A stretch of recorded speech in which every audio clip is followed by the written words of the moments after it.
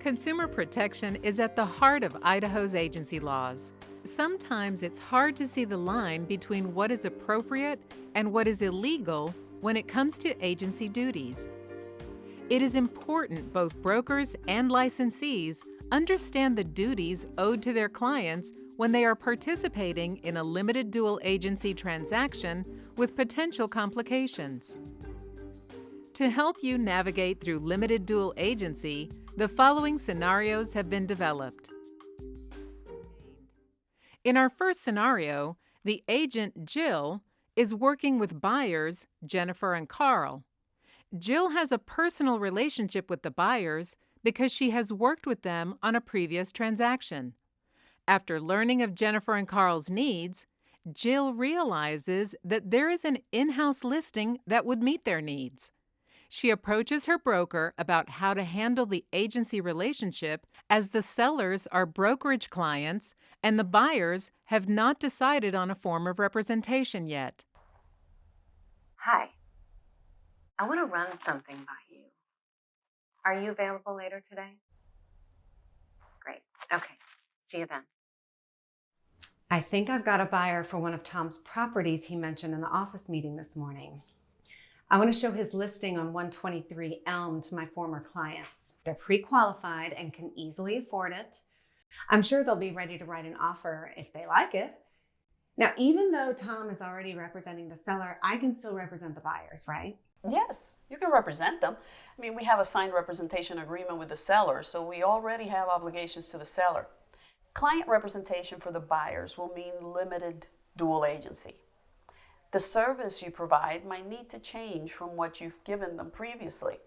Limited dual agency without assigned agents means that we can't take sides and have to treat both sides neutrally. So this means you can't advocate for your clients the way you did previously. Okay. Well, at least they should be able to get a great deal, since the sellers are moving quickly because of the divorce.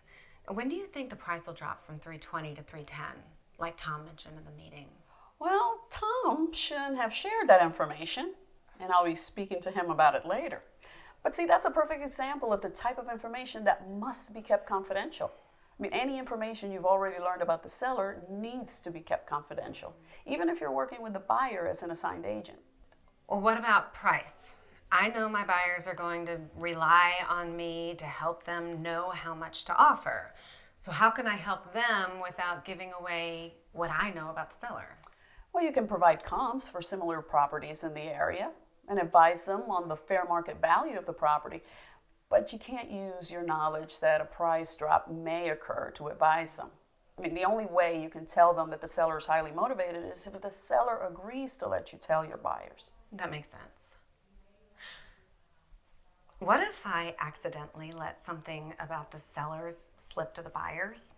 I'll try not to, but I've worked with them on a lot of transactions and they're getting used to getting certain information from me about the properties they view.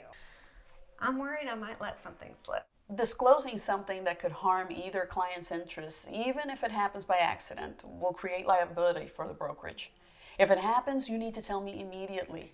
I'm required by law to send written notification to a client whose confidential information is disclosed, even if it's shared accidentally. But if you're careful, it shouldn't be a problem. Know the agency options available for your brokerage. In agency, certain information must be kept confidential per Idaho Code 54-2088 4A. This information includes that the buyer is willing to pay more than the listing price, that the seller is willing to accept less than the listing price, the factors motivating the buyer and seller, that the buyer or seller will agree to price or financing terms other than those offered. If confidential information is disclosed under Idaho Code 54-2088 6, the broker is obligated to promptly provide written notice of the disclosure to the affected client.